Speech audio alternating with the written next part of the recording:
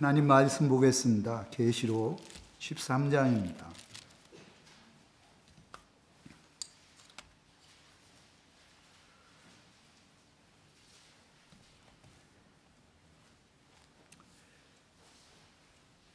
한 절씩만 읽겠습니다. 13장 1절, 14장 1절, 15장, 오늘 15장까지 하거든요. 1절. 제가 13장 1절 읽겠습니다. 내가 보니 바다에서 한 짐승이 나오는데 뿔이 여리요 머리가 7이라. 그 뿔에는 10 왕관이 있고 그 머리들에는 신성모독하는 이름들이 있더라. 14장 1절. 또 내가 보니 보라 어린 양이 시온산에 섰고 그와 함께 14만 4천이 서 있는데 그들의 이마에는 어린 양의 이름과 그 아버지의 이름을 쓴 것이 있더라. 15장 1절. 또 하늘에 크고 이상한 다른 이적을 보매 7 천사가 7 재앙을 가졌으니 곧 마지막 재앙이라. 하나님의 진노가 이것으로 마치리로다.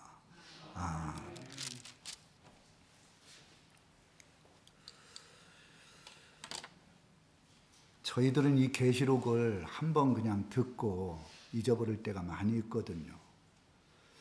1장부터 제가 간략하게 좀 설명을 해드릴게요. 이 계시록은 요한계시록이 아니라 예수 그리스도의 계시록이에요. 1장 1절에 그래놨어요. 그래서 요한계시록이라고 하는 것은 어떤 면으로 보면 잘못된 것이죠. 예수 계시록이에요.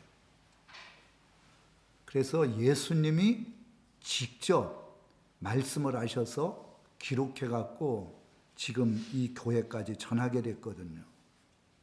1장 7절에 보면 내가 구름 타고 온대요.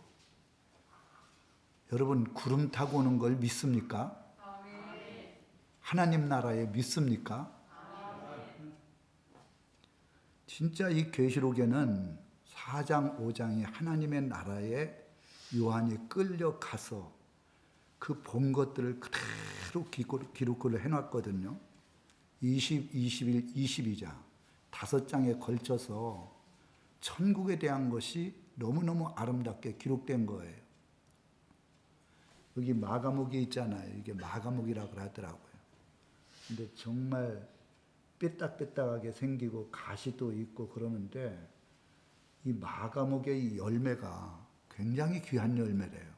일부러 마가목을 길러가지고 이걸 약초로 이렇게 사용하는 분이 있는데 우리는 비록 외적으로는 부족하지만 주님의 말씀대로 아름답게 열매를 맺으면 이 열매같이 귀하게 쓰임받을 뿐만 아니라 우리는 하나님 앞에 영원토록 칭찬받고 상급을 받는 역사가 일어납니다. 그래서 주님이 구름 타고 오시는데 우리는 절대 애통하는 자가 되면 안 되는 거거든요. 거기에 보면 모든 자들이 보고 찌른 자도 볼 것이요 애국호를 하리라 그래요. 목양교회에서 부흥성회를 하는데 참여하지 않냐고 모르고 그냥 지나쳐버리면 주님이 오실 때 가슴 치며 애통할 수가 있어요. 정말 기쁨으로 준비했다가 우리 신랑이잖아요. 신랑에 대해서 관심이 없고 신랑에 대한 사랑이 없으면 신랑을 대한 그 사모한 마음이 없어요. 올 때에도 자기 마음대로 일하다가 맞이할 준비도 안 되고 사랑이 없기 때문에 그래요. 그런데 우리의 죄악의 문제를 해결하고 하나님의 영원한 나라에 들어갈 수 은혜를 베풀어 주신 우리 신랑 되신 예수님, 그분을 이 계시록을 통해서 맞이할 준비를 하고 신부로서의 아름다운 모습을 갖췄을 때 애통하는 사람들과 애통하지 않고 기쁨으로 주님을 영접하는 게 그게 최고의 축복인 거예요. 1장 20절에 보면 별의 비밀과 또 무슨 비밀이 있냐? 촛대의 비밀이 있어요.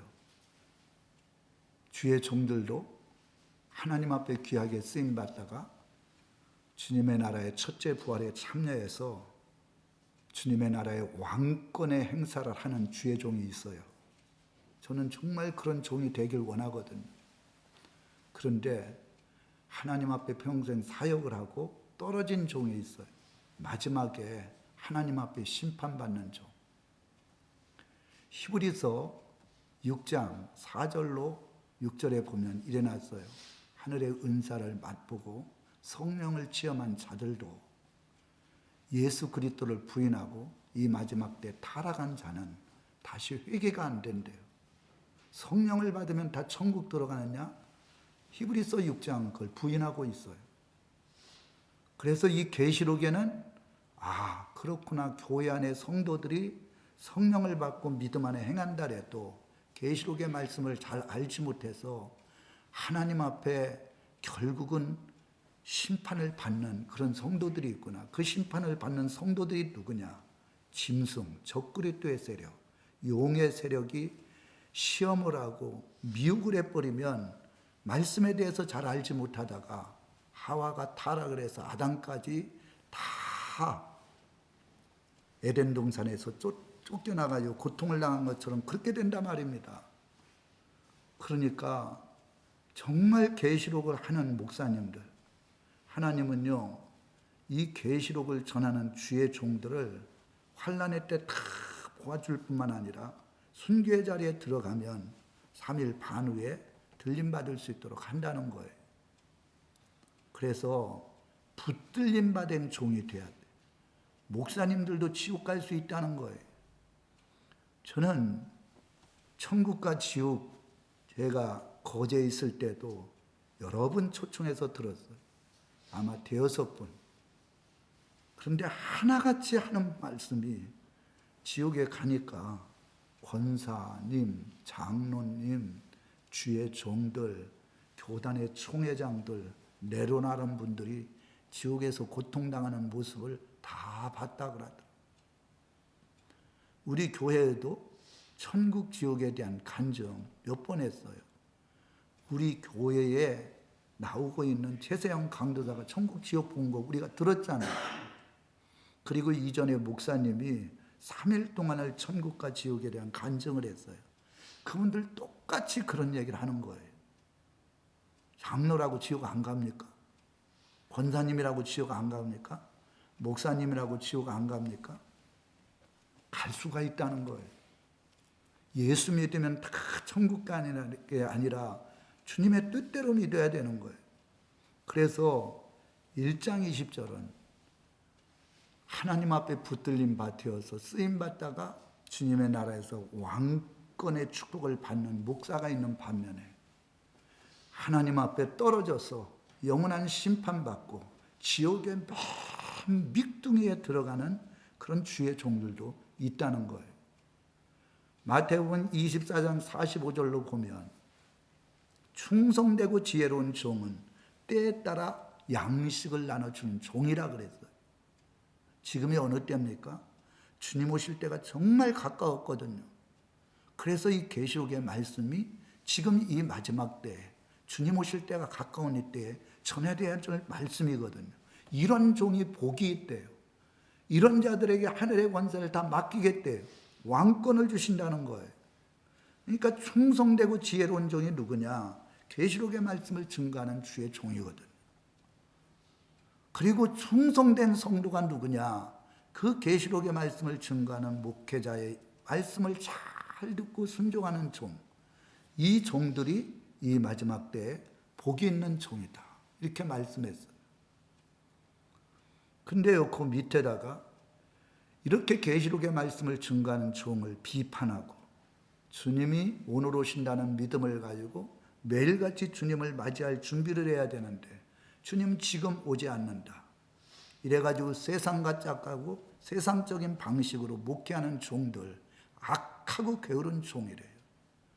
지옥 슬피 울며 이를 가는 지옥에서 심판받게 하겠다. 거기 그대로 써 있어요. 그러니까 주의 종들이 주님이 구름 타고 오신다는 것에 대해 관심을 안 해요. 그리고 오히려 계시록의 말씀을 증거하는 주의 종들에 대해서 2단이니 3단이니 잘못됐다느니 그렇게 말을 하는 종들은 악하고 게으른 종이에요. 악한 종들은 이 계시록의 말씀에 대해서 알려고 하지 않아요. 알려고 하지도 않고 알지도 못하면서 비판하는 거예요. 한국교회의 신천지 요번에 대구 스타디움에서 10만 명이 제자대학 졸업해갖고 야 보니까 어마어마하더라고.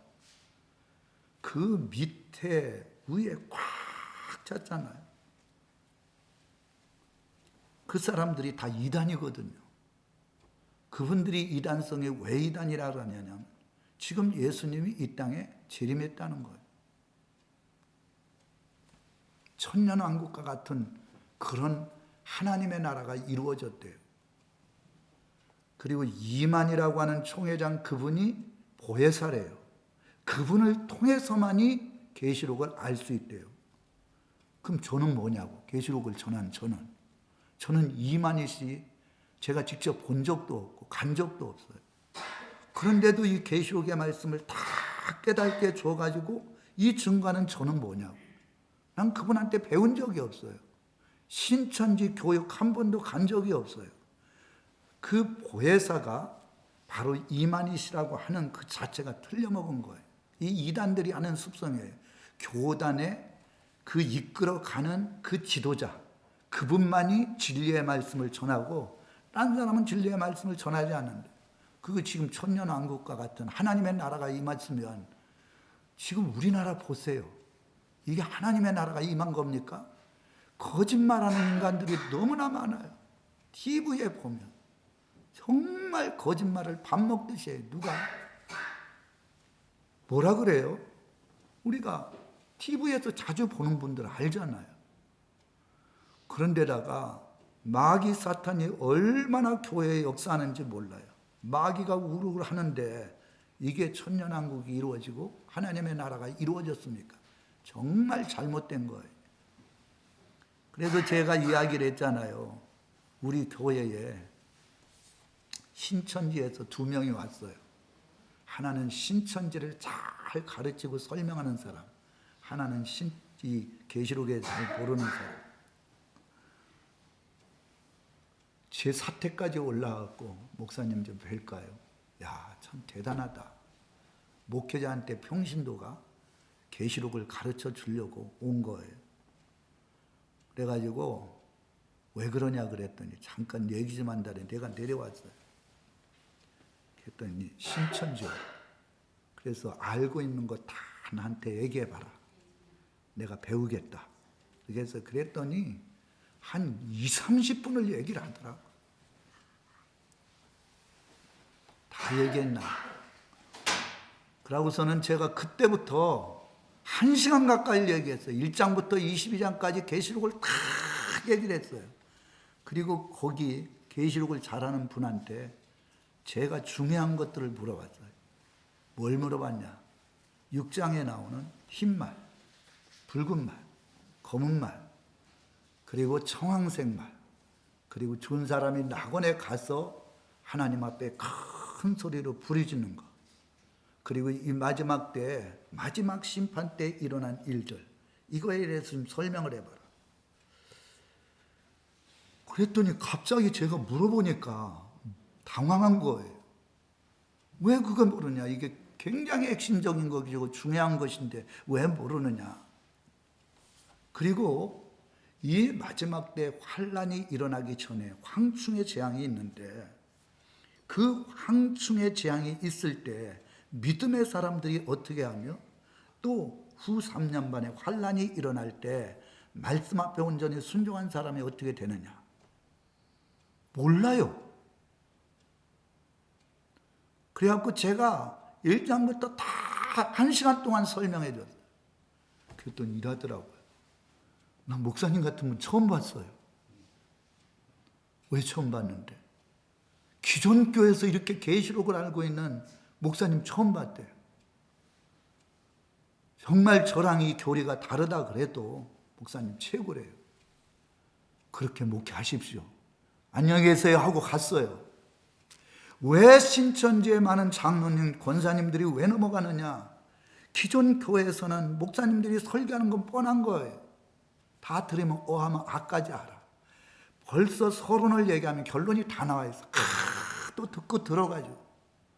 그러니까 몇십 년 전이라 보면 형식적이 돼버리는 거예요. 그 말씀에 대한 사모함과 은혜가 없는 거예요. 그러니까 이 마음속에 그 첫사랑의 뜬해가 다 식어져 갖고 신앙생활이 외식적이고 형식적이고 세상적으로 나간 그런 분들에게 이 계시록의 말씀을 와가지고 전해주는 거예요. 주님이 분명히 구름 타고 오신다. 구름 타고 오실 때 들림받은 사람이 누구냐? 이 마지막 환난을 이길 수 있는 사람이 누구냐? 그것을 굉장히 자세하게 설명해 줘요. 그리고 성경에는 이 9장에 보면 계시록에 그래놨어요. 주의 종들이 하늘에서 다 떨어진대. 그래서 주의 종들을 싹군이라라는 거예요. 난 이전에 신천지 있는 분들이 와갖고 다 교회 주의 종들이 썩었다는 얘기를 할 때 굉장히 화가 났거든요. 근데 계시록에 나와 있어요. 햇불같이 타는 주의 종들이 땅에 떨어져 갖고 성도들에게 썩물을 먹인대요. 그러니까 주의 종들이 다 부패하고 그리고 다 썩었다는 거예요. 그 말씀의 의미가. 그 얘기를 가지고 교회에 와가지고 성도, 그분들은 절대 안 믿는 사람한테 말씀 안 전해요. 교회 교패 붙은데. 그래서 요새는 교패를 안 나눠준대. 또 여호와의 증인 이단들이 와가지고 그 교회에 다니는 사람들에게, 계시록을 모르는 사람들에게 아주 집중적으로 가르치는 사람들이 신천지거든요. 근데요, 이 계시록을 알고 있는 사람은 절대 이단에 빠지지 않아요. 하나님의 교회도 계시록 가르치거든요. 신천지뿐만 아니라 이단들은 대부분 이 계시록을 가지고 말씀을 가르쳐서 이 계시록을 잘 가르치지 않은 기존 교회 성도들 미혹을 하거든요. 그래서 이 계시록을 잘 알면, 이 하나님의 말씀을 잘 알면 절대 이단에 빠지지 않는다. 그리고 이 계시록을 잘 가르치며 증거하는 그 교회가 금초대 교회예요. 2장 3장에 나오잖아요. 2장 3장에 보면 7교회가 나오거든요. 그런데 서머나교회랑 빌라델비아 두 교회만 칭찬을 받고 책망이 없었어요. 그 교회가 금초대 교회예요. 정말 변하지 않는 교회, 하나님의 기쁨이 되는 교회, 어떤 환난이 와도 순교자의 반열에 들어가기 위해서 죽도록 충성하는 교회. 빌라델비아 교회같이 계시록의 말씀을 받고 그 말씀대로 온전히 순종하고, 그리고 유대인들이 핍박을 하고 이런저런 얘기를 해도 말씀 붙들고 주님 바라보고 나아가는 그 교회, 그 교회가 빌라델비아 교회예요. 빌라델비아 교회가 바로 계시록의 말씀으로 무장한 교회인 줄 믿습니다. 서머나 교회는 에베소 교회는 첫사랑을 잊어버렸어요. 그거 회개하지 않으면 아직 금초대 교회가 안 된 거예요. 버가모 교회는 발람과 니골라 당에 이단들을 받아들였어요. 회개하지 않으면 주님의 나라에 못 들어간대요. 그리고 두아디라 교회 같은 데는 한참 성장하는 교회인데 이세벨 같은 음란한 영적인 여자들 들여가지고 타락한 교회라는 거예요. 회개하라는 거예요. 하대교회는 한마디로 말해서 살았다는 가졌으나 죽은 교회예요. 몇 명, 3-4명 외에는 흰옷을 입을 수가 없고 주님의 나라에 들어갈 수가 없다. 그러니까 죽은 거 회개하라는 거예요. 죽은 자를 회개시킬 수 있는 능력이 뭐냐? 바로 7명, 성령의 거룩한 역사가 없으면 자기가 죽은 줄 모르는 거예요. 성령을 받고 영적인 눈이 열렸을 때, 내가 영적으로 죽었구나, 말씀대로 순종을 안 했구나, 그래서 회개하고 주님 앞에 나오는 교회가 될 수 있다는 거예요. 교회 안에는요, 성령을 못 받은 분들이 너무 많아요. 영적인 눈이 열리지 않고 영적인 귀가 열리지 않는 분들이 너무 많아요. 4장에는 뭐냐? 이제 2장, 3장에는 일국 교회를 얘기하고 4장, 5장에는 천국에 대해서, 거기는 예수 그리스도의 은혜에 감사해서 4장에는 하나님 앞에 경배하는 모습을 보여줘요. 정말 예수님의 은혜 앞에 감사하고 감격합니까? 생명 있는 예배는요, 감사하고 감격하는 예배가 생명 있는 예배예요. 천국에 가니까 예수님이 왕이 되시고 제사장이 되시고 그리고 모든 인류를 위해서 십자가에 달려 죽으신 선지자 같은 분이기 때문에 그것이 모든 사람들에게 선포될 때 거기에 있는 네 생물과 거기에 있는 24 장로들과 거기에 있는 천사들이 다 엎드려 가지고 자기 면류관을 드리고 예배 드리는 모습을 보게 돼. 예배는 어떻게 드려야 되느냐? 바로 4장에 나오는 그 24 장로들이 자기의 면류관을 주님 앞에 이 얘기는 무슨 얘기냐? 내가 면류관 받을 자격이 있는 게 아니라 주님의 은혜로 내가 면류관 받았다는 거예요. 내가 보좌에 앉은 것은 내가 잘해서 보좌에 앉은 게 아니라 주님의 은혜로 죄사함 받고 주의 성령의 능력으로 사명을 감당해서 이 자리에 앉게 됐다는 거예요. 그러니까 그분 앞에 다 엎드려 갖고 하나님 앞에 영광의 찬송을 드리는 게 4장이거든. 예배를 드릴 때 내가 신앙생활 하는 것도 하나님의 은혜고 예배 자리에 나온 것도 하나님의 은혜고 내 생명이 생명을 연장받아서 지금까지 산 것도 하나님의 은혜고 나에게 직분을 주신 것도 하나님의 은혜로 받은 거예요. 자기가 자기같이 된 것은 하나도 없다는 거예요. 그런 마음을 가지고 하나님 앞에 감사함으로 예배 드리는 것, 이것이 바로 4장의 천국의 모습이에요.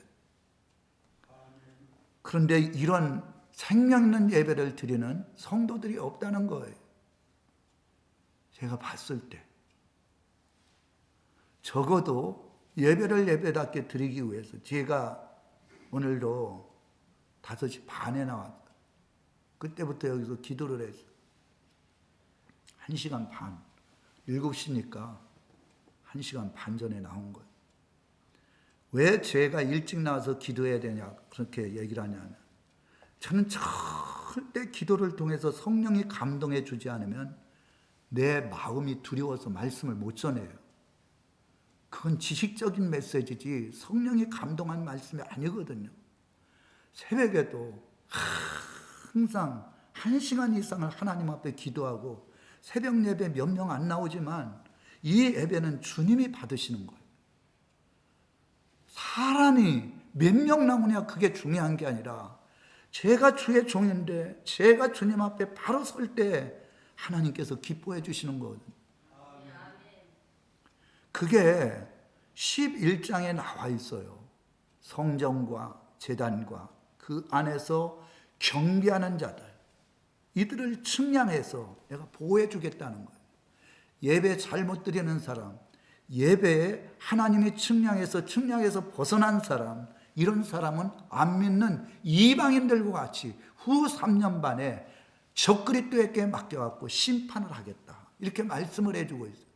그러니까 하나님이 우리를 측량하는 것 중에 가장 중요한 게 예배예요.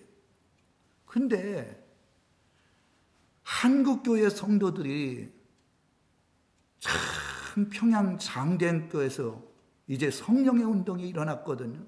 새벽 예배를 안 드렸는데 그때 부흥회를 할 때 너무 성령의 은혜를 받아가지고 성도들이 3시에 그냥 나온 거예요. 잠을 못 자고 성령에 감동되니까. 그래서 시작된 게 새벽 예배거든요. 막 와가지고 엉엉 울면서 가슴을 치면서 그 성령의 불길이 한국에 많은 자들에게 역사가 돼갖고 한국교회가 부흥한 계기가 됐어요. 새벽 예배는 성령의 감동으로 되어진 거예요. 믿음은 바라는 것대로 돼요. 믿음은 보이지 않는 증거가 나타나요. 보이지 않는, 하나님이 어디 보입니까? 근데 그분이 함께 해주셔서 보이지 않는 그 하나님이 보이는 역사로 나타난다는 거예요. 기도에는 이런 이유가 없다라잖아요. 진짜 믿음을 가지고 한번 믿음으로 기도하면요, 하나님의 역사가 나타나요. 새벽에 하나님이 도와주신대요. 제자들은 성령 받기 전에요, 자빠져 주무셨어요.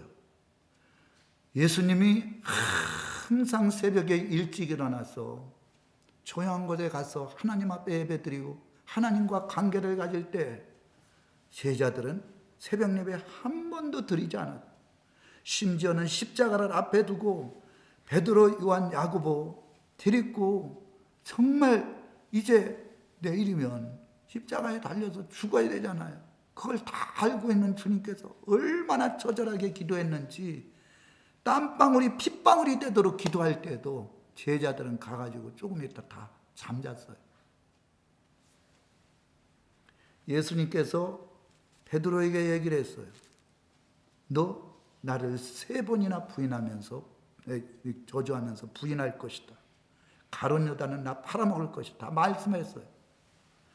그렇게 얘기해 줬는데도 영적으로 눈이 안 열리고 영적 귀가 안 열리니까 기도를 못했어요. 근데 성령을 받고 나서 이 사도행전에 보면 9시, 12시, 오후 3시 3번 하루에 기도를 했어요. 기도를 못하던 사람이 성령을 받고 나니까 기도하기 시작하는 거예요.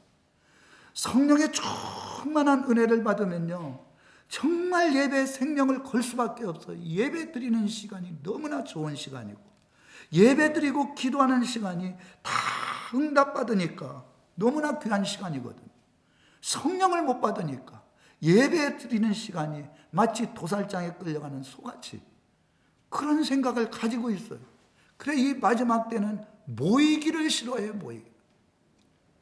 여러분들은 정말 여러분들의 삶 속에서 하나님 앞에 최선을 다해서 예배를 드리냐, 예배 드릴 때마다 눈물이 나고 예배 드릴 때마다 주님의 은혜에 감사하고 기쁘고 즐겁냐, 그런 예배를 주님이 받으시거든요. 아멘. 할렐루야. 아멘.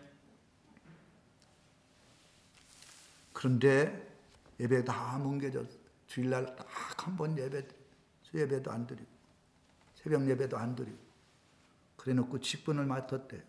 집이 머니까. 그런 얘기는 주님 앞에 섰을 때 들리지 않아요. 주님은 핑계대는 걸 가장 싫어해요. 아브라함에게 모리아산에 가서 예배 드려라. 모리아산은 3일을 걸어가야 돼. 왜 가까이서도 예배 드리면 되는데 왜 3일 동안 그 모리아산에 가가지고 아들을 갖다 제사로 드리라 그랬을까? 그때는 제사가 예배였습니다. 근데 그 다음날 딱 아내한테도 얘기 안 하고 이삭 데리고 모리아산에 가서 다 장작 넣고 아들 묶어가지고 이제 칼로 내려쳐서 태워서 드리려고 그랬는데 하나님이 나타난 거예요. 진짜 생명 내걸고 아들까지도 죽이면서까지 주님의 말씀에 순종하고 예배를 드리려고 하는 이 아브라함에게 내가 너의 믿음을 알았다. 이제 이후에 너를 내가 시험하지 않겠다. 그래서 아브라함이 아들 이삭을 드리고 하나님 앞에 인정받고부터는 시험이 없었어요. 하나님이 엄청난 은혜를 베풀어 줬어요. 가라라면 가는 거예요. 아들을 드리라면 드리는 거예요.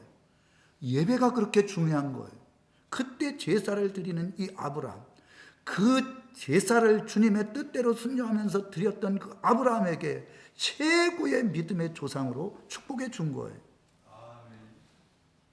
목회자가 가장 기뻐하는 사람이 누굽니까? 저는 물질 많이 내는 분 기쁩니다. 그리고 정말 열심히 봉사하고 헌신한 분 기쁩니다. 그런데 가장 기쁜 사람은 예배 안 빠지는 분. 제가 하나님 앞에 기도할 때마다 하나님께서 이 마음속에 그분을 위해서 기도하면 정말 기쁜 사람이 있어요. 그분이 우리 강정민 권사님. 진짜 강 권사님을 위해서 기도하면요, 막 기뻐요, 갑자기. 근데 어떤 분은 막 눈물이 나요. 막 가슴이 처지는 마음이 되거든요. 왜? 지금까지 교회에 와서 거의 1년에 예배를 빠지지 않고, 그러니까 든든하고 믿어지는 거예요.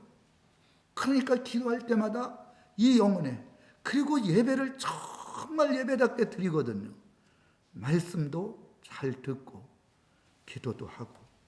아, 진짜 예배를 잘 드리면 이렇게 기분. 저는 칭찬하려고 하는 게 아니라 제 있는 그대로 얘기하는 거예요. 진짜 기뻐요. 막 기뻐요. 기뻐. 기도 많이 안 해도 돼. 이미 하나님께서 기뻐 받으시니까.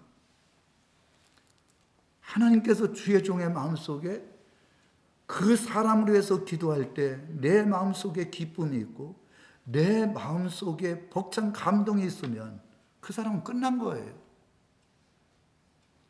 제가 하는 얘기는 성령님께서 저에게 주신 대로 한 거예요. 또 우리 양원수 권사님 같은 경우에는요, 정말 힘들고 어려울 때 청송의 수련원, 거기에 그 생각을 하면 너무너무 감사한 거예요. 하나님께서 다 보고 알고 있는 거예요. 제가 5년 6개월 동안 거기 가서 죽도록 고생했어요. 제가 일부러 그랬어요. 내 인간성이 좀 거기서 좀 고쳐졌으면 하는 마음으로. 저는 거기서 5년 6개월 동안 일을 하면서 딴 분들은 욕 많이 했겠죠. 너무나 많은 걸 깨달아. 평생 40년 가까이 목회를 하면서 저는 일을 해본 적이 없어요. 목회만 했지. 가서 일해보니까 참 성도님들이 10의 1조를 드리고 감사의 예물을 드리는 게 이게 피로 드리는 거구나. 제가 가서 하루 종일 일하고 요구도 가며 일하고, 젊은 사람이 화장실 청소하는데 제가 목사인데 그런 거 다 내려놓고 하라는 대로 했어요. 그렇지 않으면 안 되니까. 그래서 그때마다 하나님, 여기서 내가 연단을 받아서 승리하면 진짜 주의 종으로서 하나님 앞에 멋지게 받을 것 같습니다. 힘들고 어려워도 하나님의 때까지 제가 하겠습니다. 사람들이 별 사람이 다 있어요. 전라도부터 시작해서 온다. 그런데 사람들을 내가 대하면서 사람은 다 내 맘 같지 않구나. 나는 정말 한다고 해도 어떤 사람은 정말 그것을 같이 아무렇지도 않게 생각하지만 어떤 사람은 그걸 잔소리해가면서 고통을 주기 시작하는데, 사람이라는 것은 인간이 결혼을 할 때요, 정말 봐야 될 것은 얼굴이 아니에요. 얼굴을 한 달 지나면 다 가버린다라더라. 진짜 인성이에요. 인성, 믿음.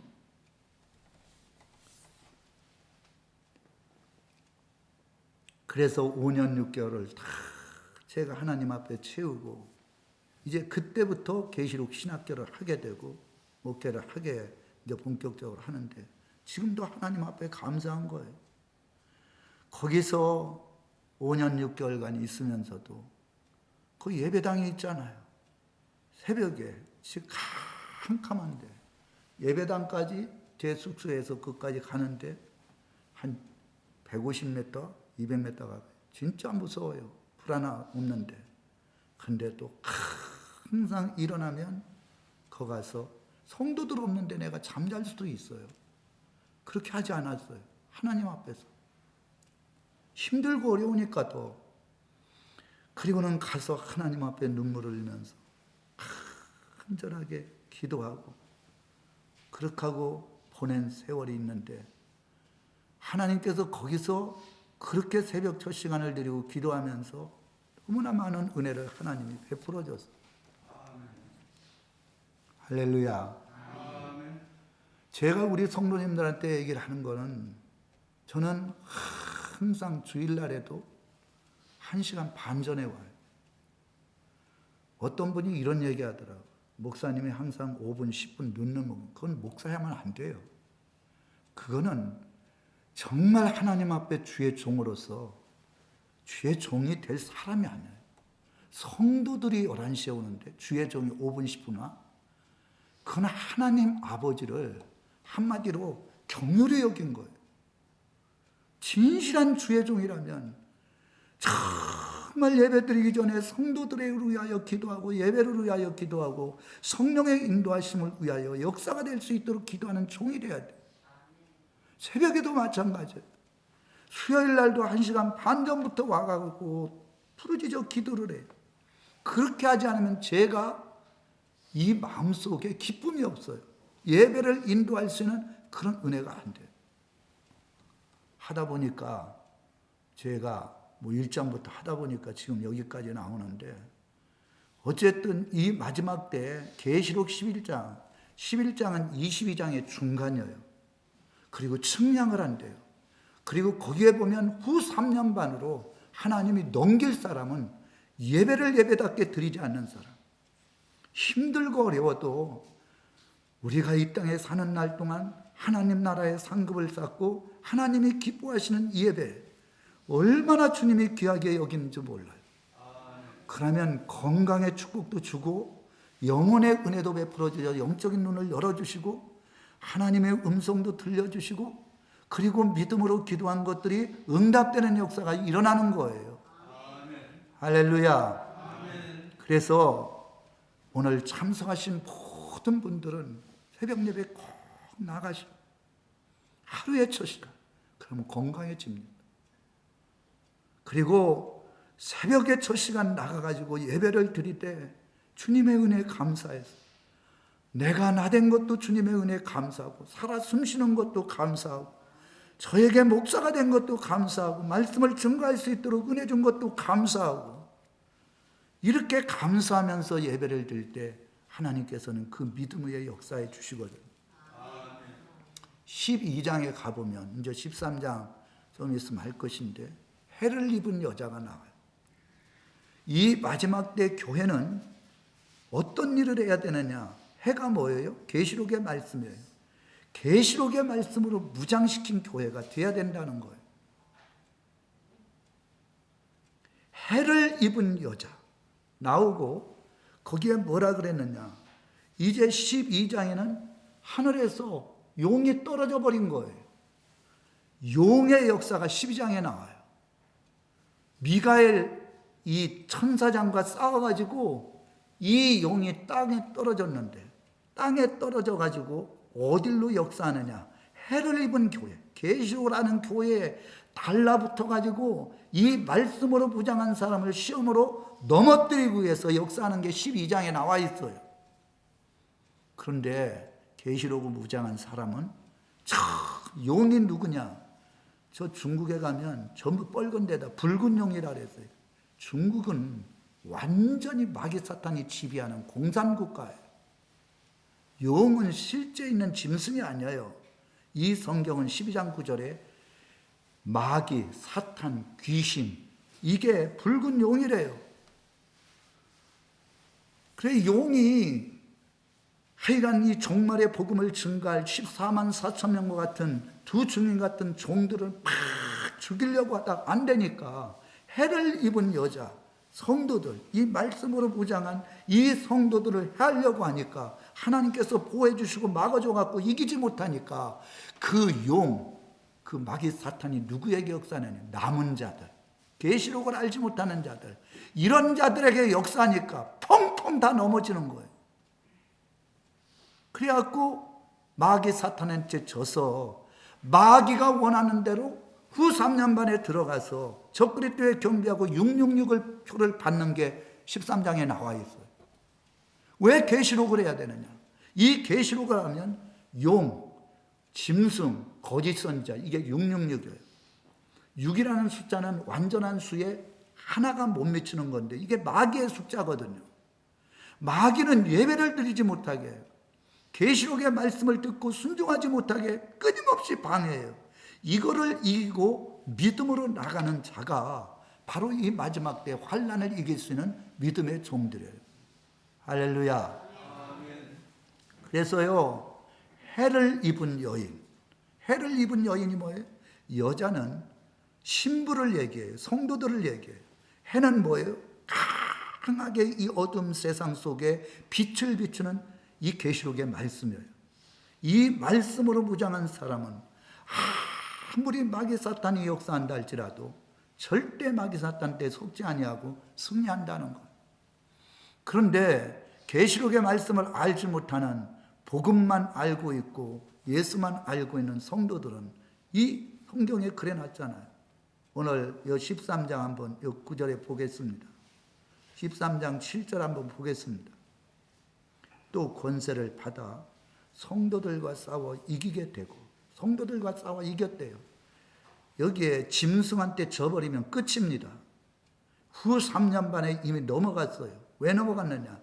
해를 입은 여인이 아기 때문에 후 3년 반 마치 짐승 적그리스도의 세력이 역사하는 완전히 무법천지가 된 세상에 들어갔는데 이 성도들은 남은 자라 그랬어요. 남은 자.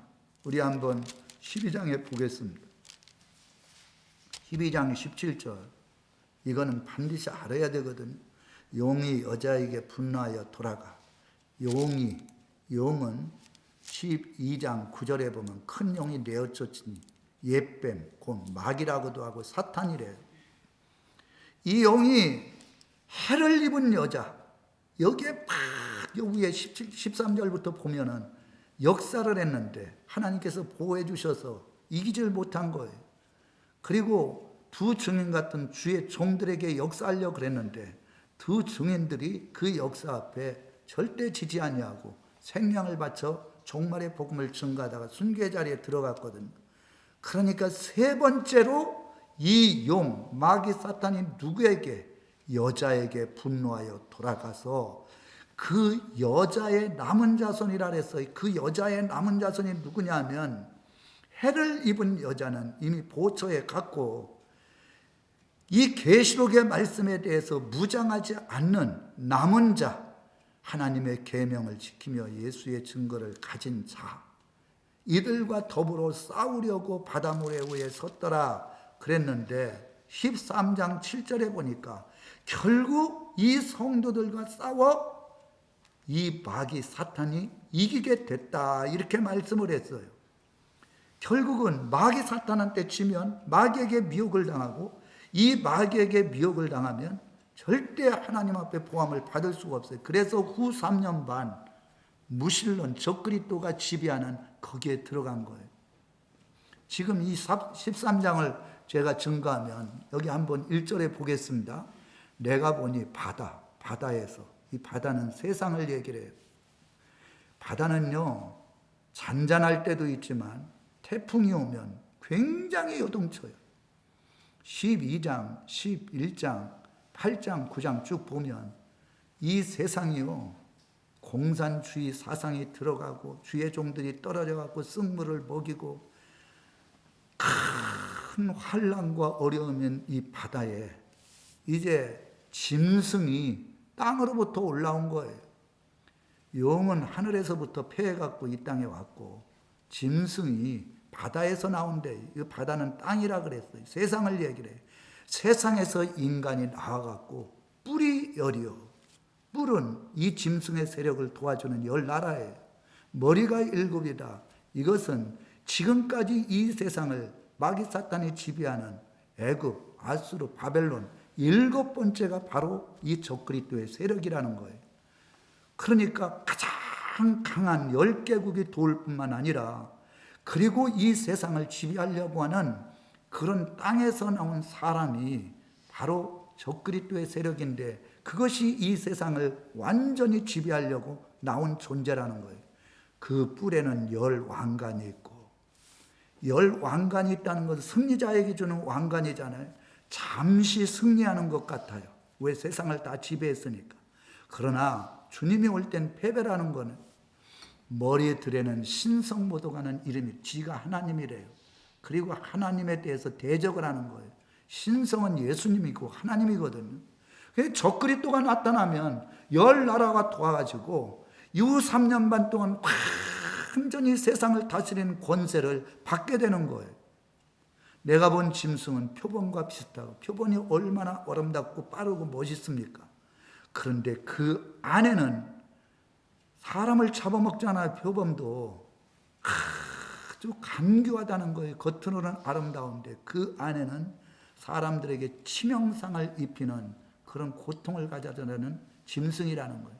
곰의 발 같고 곰은요 힘이 세갖고 그 발로 밟아버리면 그 발 앞에 다 죽거나 아니면 고통을 당해요. 이렇게 이 세상을 강탈해버리고 짓눌러버리는 곰과 같이 된다는 거예요. 사자의 입 같은데 사자는요 그 입으로 잔인하게 짐승들을 다 찢어가지고 사람이고 다 찢어서 잔인하게 죽이잖아요. 이 짐승의 세력은 나와서 말을 듣지 않으면 다 잔인하게 죽여요.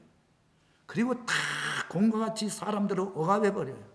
표범과 같이 겉으로는 막 좋은 얘기하는데 실제적으로는 그 안에는 전부 거짓말이에요. 진실이 없어요.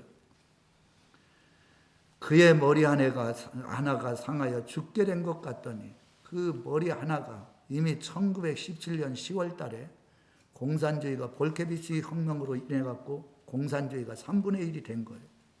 근데 1991년 소비에트 연방 이 공산국이 해체를 시켜버렸어요. 그게 죽은 거예요. 근데 갑자기 죽게 된 것 같더니 그 죽게 되었던 이 공산주의가 공산 사상 이 자들이 푸틴과 같이 중국이 막 지금 들고 일어나잖아요. 상처가 나음에 온 땅이 놀랍게 여기더라.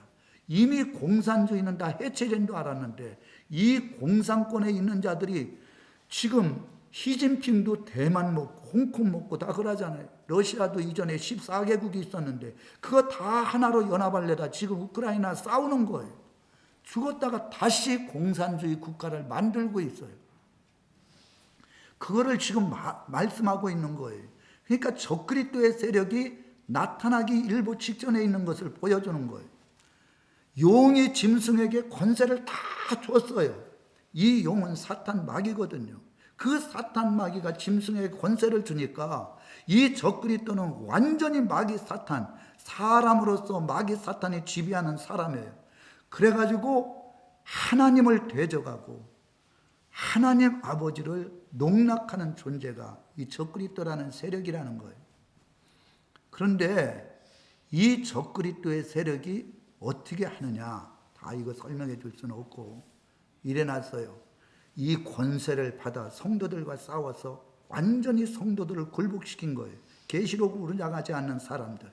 그래갖고 다 거짓 선지자, 자기의 종으로 만들어버린 거예요. 또 어떤 권세를 줬느냐. 여기 보니까 12절에 보세요. 13절에 보면 큰 이적을 행하되 심지어 사람들 앞에서 불이 하늘로부터 땅에 내리게 한다는 거예요. 불이 하늘부터 땅에 내리고 죽었다가 살아난 것 같게 하고 사람들을 다 이적으로 말미암아 땅에 거하는 자들 미혹한다는 거예요. 막 불이 내리고 막 말한 대로 되니까 다 그 거짓인데. 그러니까 그 거짓 선지자들, 이 적그리스도에게 얽매여 있는 거짓 선지자들이 다 동상을 만들어라. 전 세계에. 그래갖고 그 동상 앞에 절을 하게 만드는 거예요. 그런데 동상을 만드는 우상이 말을 안 해요. 여기 15절에 그래놨어요. 그가 권세를 받아 그 짐승의 우상에게 생기를 주어 그 짐승의 우상으로 말하게 하고 또 짐승의 우상에게 경배하지 아니하는 자. 경배해라.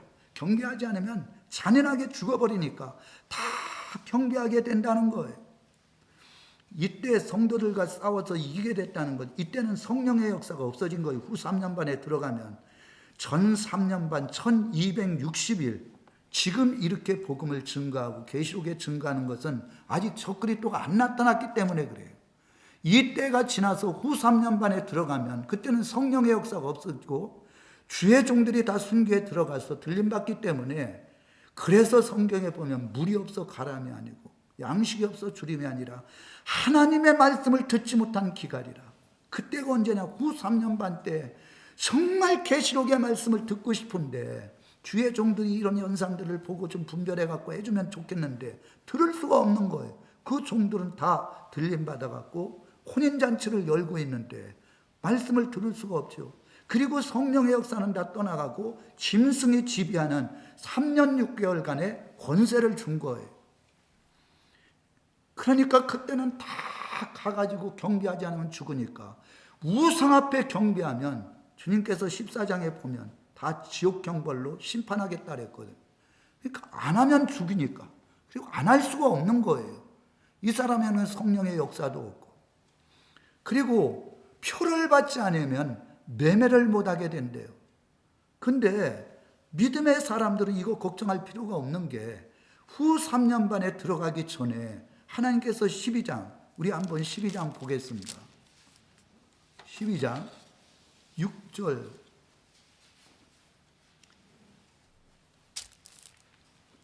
12장 6절입니다. 여자가 광야로 도망하게 거기서 1260일 동안 1260일은 후 3년 반이거든요.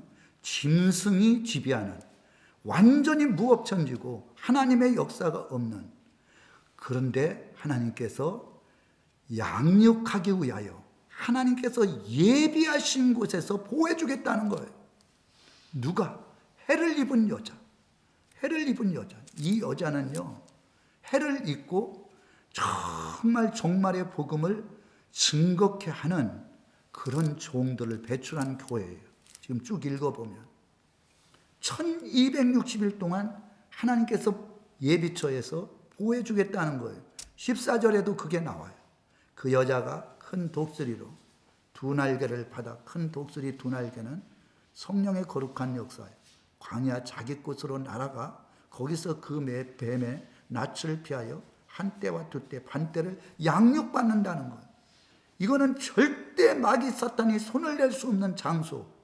이스라엘 백성들이 고센 땅에 그 애굽에 그렇게 많은 심판이 내려서 장자가 죽어가는데도 고센 땅만큼 하나님이 지켜줘 갖고 장자가 아무도 죽지 않았어요.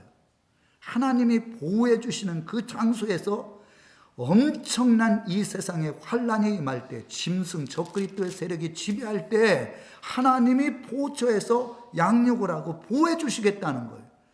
그런데 교회 안에서도 계명으로, 예수의 증거로, 그리고 성도로서 믿음 안에 거했는데 계시록을 모르는 13장 7절에 여기 성도들과 싸워 이 사람들은 보호함을 못 받는 거예요. 왜? 말씀대로 순종을 안 했기 때문에. 그러니까 이들이 후 3년 반에 들어가서 짐승 있는 그곳에 사니 퍽퍽이 마귀 사탄한테 깨져버리고 미혹당하니까 다 적그리스도 앞에 가서 경배하고 666을 받는, 그래갖고 지옥 형벌을 받는 그런 역사가 일어나게 된다는 거예요. 이거를 모르니까 목회자들이 이 계시록의 말씀 안 전하는 거예요. 우리 한번 아까 찾은 데 한번 다시 볼게요. 히브리서 6장을 한번 보겠습니다.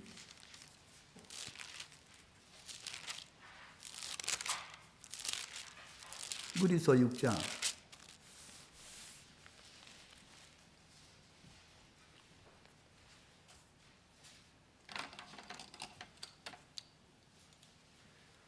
5절을 한번 보세요.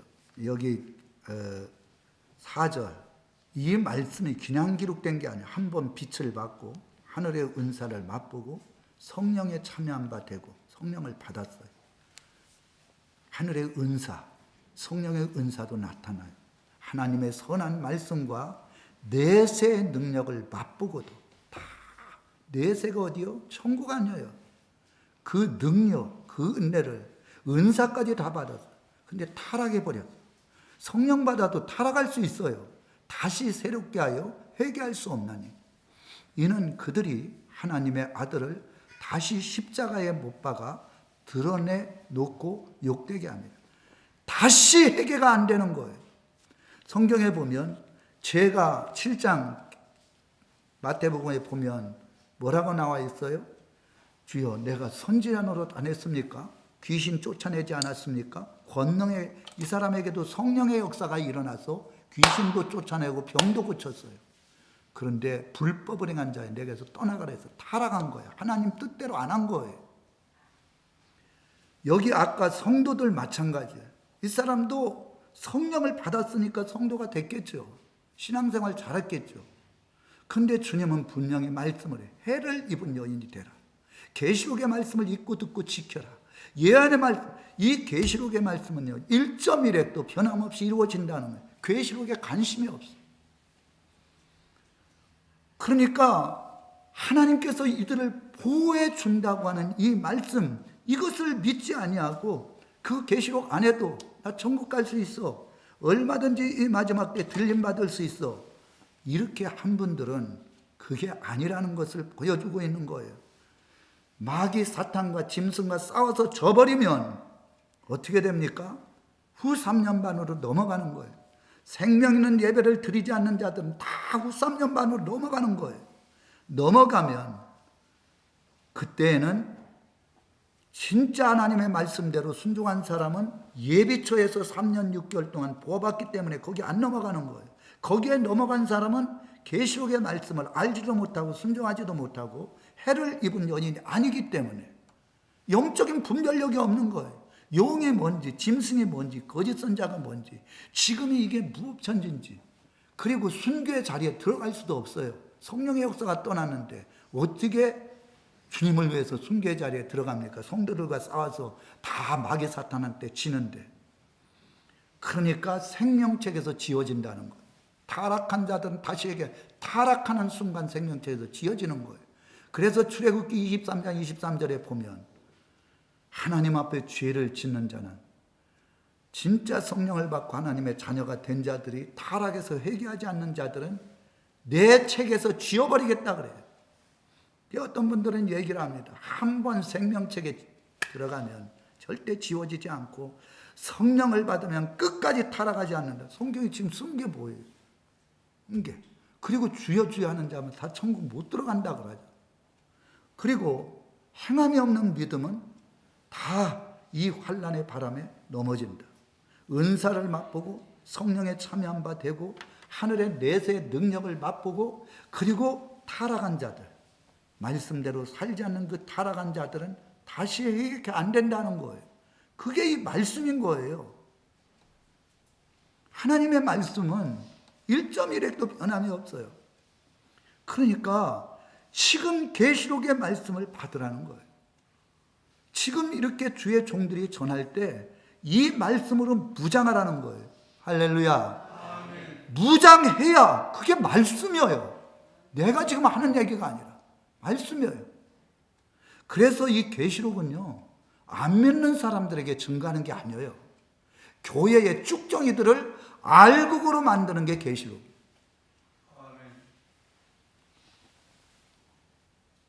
그래서 신천지가 그렇게 교패 붙은, 지금은 예수 믿으세요, 예수 믿으면 천국 가세요, 그렇게도 전하지도 않아요. 알세가 되니까 사람들이 강박해서요, 완화하고 강박해서 뭐 쪽지 가지고 전다고 듣지도 않아요. 그리고 성도들도 계시록 그렇게 하라 그래도 듣지 않는데, 세상에 믿지 않는 사람들이, 마귀가 완전히 잡고 있는 사람들이 예수의 복음을 증거한다고 교회에 나와요? 천만의 말씀이에요. 지금은 그런 사람이 아니고 교회 안에서 성도들이라 그러면서 계시록의 말씀을 알지 못하고 정말 정신 못 차리고 그냥 이렇게 하면 천국에 갈 것이다 이렇게 생각하는 분들 계시록의 말씀으로 무장시켜서 마지막 때에 정말 주님 앞에 포함을 받든지 들림을 받든지, 그래서 주님의 나라에 들어가게 하는 게 이 마지막 때의 일인 거예요. 아멘. 할렐루야. 아멘. 오늘 몸 찬양하시는 분 제가 처음 본 분도 계신데, 제가 하는 얘기가 아니에요. 진짜 주님의 말씀에, 저는 이 말씀 때문에 계시록의 생명을 건 거예요.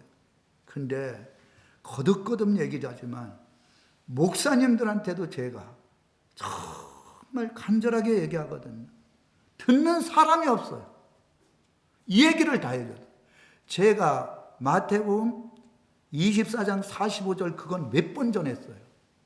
때를 따라 양식을 나눠주는 종이 복된 종이다. 충성되고 지혜로운 종이다. 그리고 그 종을 욕하고 비판하고 주님 더디 오신다라고 술 마시는 것 세상에 취해갖고 세상의 방법대로 목회를 해버리면 악하고 게으른 종 주님이 오셔서 슬피 울며 이를 가는데 보내겠다. 여러분 그런 분들 되면 안 됩니다. 이 얘기를 해도 한 사람도 이거 하는 사람이 없어요. 제가 봤을 때요, 하나님께서 은혜 안 주면 이 계시록은 할 수 없다는 거. 그리고 사람이 완악하게 되면 아무리 하나님 말씀이라 그래요. 노아 때에 100년 가까이를 홍수가 온다고 외쳤지만 한 인간도 돌아오지 않았어요. 제가요, 이 성경을 보면서 가장 충격을 받는 게 요나서가 니느웨에 가가지고 요나한테 하나님 메시지 전하라는 거, 심판의 메시지. 근데 니느웨가 아수르의 수도거든요. 그렇게 이스라엘 나라를 괴롭히는데 저 인간들은 다 저주받아 멸망받아야 되는데 왜 내가 가서 심판의 메시지 전해갖고 저들을 구원시키느냐. 그래갖고 니느웨를 가라 그랬더니 다시르로 갔다가 하나님 앞에 고통을 받아서 큰 고기배 속에 들어가고 3일 동안 죽다가 다시 살아나가고 통한 곳이 니느웨예요. 그런데 하루 동안 다니면서 이렇게 전했어요. 40일 후면 이 니느웨는 멸망한다. 그렇게 전했어요. 그런데 그 얘기를 들은 사람들이 다 베옷을 입고 회개하고 짐승까지도 다밥안 주고 다 회개했어요. 왕의 귀에 들어가니까 왕도 다 베옷을 입고 죄에 앉아서 회개했어요. 진짜 이 말씀을 안 듣고 완악한 사람은요, 니느웨에 있는 백성보다도 못한 사람들. 하나님 말씀이잖아요. 지금은 정말 말씀을 듣고 이게 말씀이 그런가요? 이 말씀이 그렇다면 이 말씀대로 순종해야 되는데, 니느웨 백성들은 하룻길 다니면서 뭐라고 얘기했어요? 40일이면 이 니느웨가 멸망한다. 그랬더니 하나님께서 딱 보시고 그들이 진심으로 회개하는 걸 보고 심판을 하지 않았어요. 40일 후에 심판하려고 하다가. 지금은 니느웨 백성 같은 사람들이 필요해요. 주님께서 말씀을 했어요. 니느웨 같은 사람들, 이 사람들이 되라는 거예요. 할렐루야. 근데 회개를 안 해요. 이 말씀에 관심을 갖지 않아요. 후 3년 만에 넘어가면 성령의 역사가 없고 이 계시록의 말씀을 증거할 사람이 없기 때문에 여기 성도들이 계명을 지키고 예수 증거하는 사람들이 다 마귀에게 지배를 받아 666 펴받고 적그리스도에 경배한대요. 적은 자나 큰 자나 부자나 가난한 자나 자유한 자나 다 표를 받게 되고, 누구든지 표를 가진 자 외에는 매매가 안 되니까 매매를 하기 위해서 이 짐승의 표를 받는다는 거. 지혜가 여기 있으니 총명한 자는 그 짐승의 수를 세어보라는 거예요. 총명한 사람은 이거 짐승의 표구나, 마귀의 표구나, 이거 받으면 지옥 가구나. 14장 한번 보겠습니다. 여기에 보면 뭐라고 말씀을 했느냐. 14장 10절 11절 보면 그도 하나님의 진노에 포도주를 마시니 그 진노에 잔이 섞인 것이 없이 부은 포도주라. 거룩한 천사들 앞과 어린 양 앞에서 불과 유황으로 고난을 받는데요. 어떤 사람이 9절에 보면 또 다른 천사가 셋째가 그 뒤에 따라 큰 음성으로 이르되 만일 누구든지 짐승과 그의 우상에게 경배하고 이마에나 손에 표를 받으면 영원한 불과 유황으로 고난을 받는데, 성도라 할지라도 타락돼서 그 앞에 절을 하거나 666표를 받으면 다 불과 유황으로 고난을 받는데, 그런데 후 3년 반에 들어가면 여기 한번 8절에 보세요. 13장 8절에 죽임을 당한 어린 양의 생명책에 창세 이후로 이름이 기록되지 못하고 이 땅에 사는 자들은 다 알아냈어요. 한 사람도 남김없이 다 그 짐승에게 경배하라. 왜? 생명책에 기록이 지워졌기 때문에. 성도들도 마찬가지예요. 후 3년 만에 너가면 마귀 사탄한테 지어버리면 생명책에서 절대 이 계시록의 말씀을 알고 주님의 성령의 인도함을 받는 사람은 마귀와의 싸움에서 질 수가 없어요. 싸워서 결국 패했잖아요. 그러면 그 즉시로 생명책에서 지워지고, 생명책에서 지워지면 결국 적그리스도에 경배하고 666표를 받아요. 그러면 어떻게 됩니까? 불과 유황에 들어간다는 거예요. 다 받는데요. 다 666표를 받는데요. 한 사람도 남김없이. 그러니까 거기서는 안 받는 사람이 없어. 안 받을래 안 받을 수 없는 게 성령의 역사에 줘야 영적인 분별력이 있고, 안 받는데 성령의 역사 안 하니까 누가 전해주는 사람도 없으니까 후 3년 반에 들어가면 100% 하나님 앞에 심판받게 되는 것을 말해주고 있어요. 그리고 14장에 보면 예수님이 시온산에서 지상 재림을 하는 거예요. 공중 재림은 언제 일어나느냐. 11장 한번 보겠습니다. 재림을 2번 하는데 공중 재림이 나오고 지상 재림이 나와요. 12절, 11장 12절, 요 14장 15절은 좀 빨리 마치겠습니다. 시간이 가. 3일 반 후에 하나님께로부터 생기가 그들 속에 들어가매 그들의 발로 일어서니 구경하는 자들이 크게 두려워하더라. 하늘로부터 큰 음성이 있어 이리로 올라오라. 이 사람들이 누구예요? 14만 4천 명. 종말의 복음을 증거하다가 죽었는데 3일 반 후에 길거리에 널쳐져 있는 이들에게 큰 음성으로 이리 올라오라 그랬어요. 그들이 듣고 구름을 타고 하늘로 올라가니 그들이 원수들도 구경하더라. 이게 공중재림이에요. 공중재림에 끌어올라간 사람은 3년 6개월 동안 혼인잔치를 하고, 여기 14장에 나오는 이 시온산에 섰다는 것은 바로 시온산, 감난산에서 혼인잔치를 열고 이 땅에 14만 4천 명과 같이 순교자들과 함께 지상재림을 하는 걸 말씀해 주고 있어요. 그들의 이마에 어린 양의 이름과 그 아버지의 이름 쓴 것이더라. 14만 4천 명이 어떤 사람들인지 잘 설명해 줘요. 그리고 6절에 보면 이렇게 말씀을 했어요. 또 다른 천사가 공중에 날아가는데 땅에 거주하는 자들 곧 모든 민족과 종족과 방언과 백성에게 전할 영원한 복음을 가졌대요. 그리고 이 영원한 복음을 가졌다는 것은 계시록의 말씀, 이 영원한 복음이 계시록 말씀인데 이 말씀을 그대로 가지고 하나도 1.1획도 빼지 않고 심판하겠다는 거예요. 이제 심판의 시간이 가까웠다는 거예요. 주님이 지상에 재림을 해갖고. 그리고 8절에 보면 바벨론과 같은 이 죄악된 세상 다 무너졌다는 거예요. 심판하겠다는 거예요. 그리고 9절에 보면 뭐라고 말씀했느냐. 또 다른 천사고 셋째 그 뒤를 따라 음성으로 이르되 만일 누구든지 이제 짐승에게 우상 숭배를 하고 손에 표받은 자 이런 사람들을 다 불과 유황에 넣겠다는 거예요.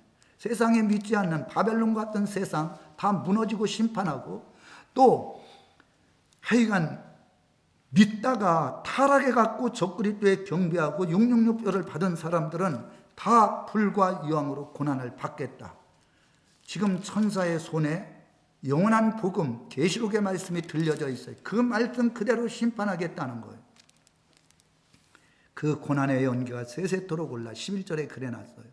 짐승과 그의 우상에 경배하고 그의 이름의 표를 받는 자는 누구든지 밤낮 쉼을 얻지 못하리라. 성도들의 인내가 여기 있나니 11절에 이래놨어요. 12절에 그들은 하나님의 계명과 예수에 대한 믿음을 가지고 끝까지 믿음 안에서 해를 입은 여인들, 이 사람들이 인내하면서 믿음을 지킨 사람들은 하나님 앞에 보함을 받는다는 거예요. 그렇지 아니하고 보함을 받지 못하고 적그리스도에 경배하고 666표를 받거나 믿지 않는 사람들은 다 하나님이 심판하겠다. 그러면서 13절에 일어났어요. 지금 이후로 주 안에서 죽은 자들, 이들이 누굽니까? 14만 4천 명이고 복음과 종말의 복음을 증거하기 위해 순교 자리에 들어간 사람들, 이 사람들은 복이 있다는 거예요. 죽었지만 다시 살아나서 휴거가 되므로 왕노릇하는 그 축복을 누리게 된다는 거예요. 분명하게 주님이 오실 때 구원받을 자와 구원받지 못할 자, 그리고 주님께서 14절에 일어났어요. 주님께서 오셔갖고 낫을 가지고 수술을 한다는 거예요. 알곡과 쭉정이 가리겠다는 거예요. 17절부터 18, 19, 20절까지는요 포도, 여기 말씀을 해놨어요. 19절에 보면 천사가 낫을 땅에 휘둘러 땅에 포도를 거두어, 이 포도는요 교회를 얘기를 해요. 교회를 하나님이 심판하겠다는 것.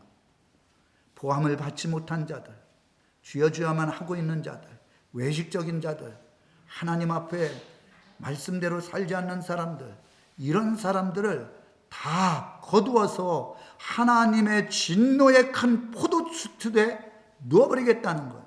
성 밖에서 그 틀이 밝히니 틀에서 피가 나고 말굴에 닿았고 1600세대에 퍼졌더라. 이렇게 말씀을 했어요. 이 세상을 심판하고 교회에도 남은 자들, 믿음 안에 거했지 못한 자들 다 우상 숭배하고 666표를 받은 자들을 지금 반복해서 말씀해 주고 있는 거예요. 자, 15장에는 그러면 이 엄청난 환난 속에서 나온 자들이 누구냐? 바로 2절에 보면 또 내가 보니 불이 섞인 유리바다 같은 것이 있고 짐승과 그의 우상과 그의 이름의 수를 이기고 벗어난 자들이 있어요. 벗어난 자들. 이들이 누구예요? 아까 12장 6절 14절에 이야기한 보함을 받는 사람들이에요.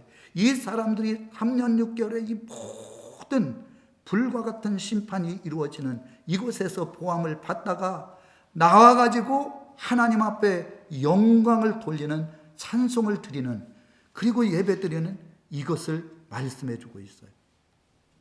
그러니까요, 이 예수님께서 계속 반복하는 게 뭐냐? 주님 앞에 이 계시록의 말씀을 듣고 지켜라. 말씀을 알아라. 그래야면 반드시 보호해 주겠다. 이런 자가 복이 있다는 거예요. 그리고 엄청난 환란이 일어나더라도 여기 15장 2절에 불이 섞인 유리 바다는요, 불로 심판하는 이 유리는 바로 세상을 얘기를 하거든요. 세상, 유리바다. 이 바다 같은 이 세상 속에서 엄청난 심판이 임할 때, 그때에 이 환란을 이기고 나오는 이 사람들이 바로 7장에, 이거 보고 이제 제가 마무리하겠습니다. 7장 한번 보세요. 7장에 보면 하나님의 말씀대로 온전히 계시록의 말씀을 쓰임받는 주의 종에게 붙들림 바 되어서 해를 입은 여인이 됐을 때 7장 14절에 13절부터 장로 중 하나가 응답하여 나에게 이르되 이 흰옷 입은 자들이 누구며 또 어디서 왔느냐? 내가 말하기를 내 주여 당신이 아시나이다 하니 그가 나에게 이르되 이는 큰 환난에서 나오는 자들이래. 어린 양의 피에 그옷을 씻어 희게 하였느니라. 그러므로 그들이 하나님의 보좌 앞에 있고, 이 사람들이 누구냐? 바로 하나님 앞에 종말의 복음을 증가하는 주의 종의 말을 듣고 해를 입은 여인처럼 온전히 순종한 사람들, 이 사람들은 큰 환난에서 보호해 주다 나온 사람들이라는 거예요. 그래서 주님의 나라에 들어가는 축복을 누리게 된다는 거예요. 할렐루야. 어쨌든 자, 13장은 짐승이 나와요. 짐승이 나와가지고요, 적그리스도를 만들어 놓고 동상을 만들어 놓고 666표를 시기 시작해요. 우리는 후 3년 만에 안 들어가요. 믿음 있는 사람 다 보호해 줘갖고 성령의 역사도 없고 계시록 말씀을 증가해요. 그게 곧 옵니다. 황충의 재앙이 일어나고 난 뒤에 바로 후 3년 반이 많은데 지금 황충의 세대 같아요.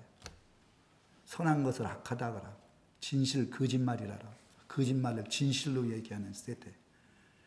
그리고 사람들을 그렇게, 나는 막 그런 거 들어버리면, 제가 이제 목사니까 알잖아요. 그러면 머리가 아파요. 왜 사람들이 막 죽을래야 죽을 수 없느냐? 진실을 얘기하지 않으니까. 진실을, 거짓을 진실하고 얘기하면 돌아버리는 거예요. 그러니까 이 황충의 시대가 지나면 바로 후 3년 반, 이 마지막 때에 3차 전쟁이 일어나면서 바로 짐승이 지배하는 3년 6개월에 후 3년 반에 들어서는 거예요. 그러니까 주님이 오실 날이 진짜 가까웠어요. 정신 차려야 돼. 왜? 지금 주님 오실 때가 너무 가까웠으니까. 14장에 뭐예요? 주님이 시온산에 이 땅에 오신다는 거예요. 재림한다는 거예요. 재림해가지고 낫을 들고 알곡과 쭉정이 가린다는 거예요. 교회, 포도주와 같은 교회, 이곳에서 그렇게 말씀을 증가하면서 계시록 알고 무장을 하려 안 한 사람들 다 집 밟아버리겠다는 거예요. 그거를 계속 반복해서 하는 얘기예요. 그리고 14장에 얘기하는 말씀이 뭡니까? 정말 말씀대로 온전히 인내해서 사는 사람이 복이 있다는 거예요. 그리고 지금 이후로 주 안에서 죽는 자들은 휴거되니까, 부활이 되니까 진짜 복이 있다는 거예요. 그런 사람들이 이 환란을 이기고 주님의 나라에 들어갈 사람들이라는 거예요. 15장에 또 반복해서 얘기를 합니다. 뭐라고 얘기합니까? 바로 피가 섞이고 불이 있는 이 세상 속에, 불이 이제 심판이 임하잖아요. 햇빛이 타가지고 심판하고, 지진이 나가고 심판하고, 그냥 45kg짜리 우박이 내려가고 박살을 내버려요. 그게 바로 이 마지막 때의 심판이거든요. 근데 거기서 환란 속에서, 큰 환란 속에서 나오는 자들이 모세의 노래 찬양을 한 거예요. 그들이 바로 휴거되지 못하고 순교의 자리에 들어갔다 첫째 부활에 참여하지 못하고 보함을 받은 사람이 그때 환란 속에서 나와서 찬양하는 거예요. 왜 반복해서 얘기를 하냐? 이걸 깨달으라는 거예요. 저는 어렵게 설명을 안 했어요. 이거를 들었는데도 계시록에 집중을 하지 않는다? 그러면 뭐 할 수가 없는 거죠. 어떻게. 노아 때에 노아 방주 만들으라 해서 만들면서 얼마나 전했겠어요. 근데 누구 하나 콧방귀도 안 꼈어요. 소돔과 고모라 성에 심판이 내린다 그랬는데 사위는 농담으로 했어요. 농담으로 여긴 그 사람. 뒤로 돌아주지 말라 그랬는데 롯의 아내도 돌아보지 말라면 돌아보지 말아야 돼. 소금 기둥이래 지옥 갔어요. 그러니까 농담으로 여기는 세대. 그리고 뒤돌아보지 말라는데 지 마음대로 뒤돌아보는 세대. 그리고 아무리 전해도 진실을 믿지 않는 세대. 이게 바로 지금 이때라는 거예요. 지금은 소돔과 고모라 때다. 지금은 노아 때와 같다. 그러니까 정말 마음을, 온유한 마음을 가지고 말씀이라면 이 말씀 앞에 생명을 거는 믿음을 가지라는 거예요. 할렐루야. 진짜예요. 내 얘기가 아니에요. 내가 어디서 꿈을 꾸고 얘기하는 게 아니라 성경에 있는 말씀이에요. 그리고 18, 19절, 22장 18, 19절에는 이 말씀 1.1핵도 빼거나 더하지 말래. 그럼 지옥 간다는 거예요. 이 말씀 그대로 전하라는 거예요. 전 전한 거예요. 아까 성도들이라고 얘기를 했잖아요. 성령을 받으면 지옥 안 간다. 히브리서 6장 4절로 6절 설명해 놓았잖아요. 성령을 체험하고 내세를 맛보고 능력도 행하고 그러다 타락한 자. 타락한 자가 누구예요? 계시록의 말씀에 집중하지 않냐고. 나는 천국 간다. 그렇게 생각하고 주여주여만 하고 있고 이런 자들이 타락한 자예요. 말씀대로 살지 않은 이런 자들은 다시 회개가 안 된대요. 다시 회개가 안 된다는 얘기는 딴 얘기 듣지도 않아요. 구원파에 가서 아무리 회개하라 해도 그 사람 듣지 않아요.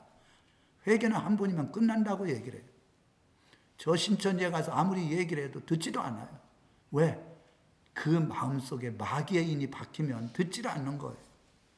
오늘 정말 왜 우리들이 계시록에 대해서 집중해야 되느냐? 우리가 이 마지막 환난을 이기고 우리는 첫그리 때 경배 안 해도 돼요. 666표 안 받아도 돼요. 왜? 하나님이 예비처에서 보여주니까. 여기에 들어가야 될 줄 믿습니다. 그런 성도들 되시길 주님의 이름으로 축원합니다.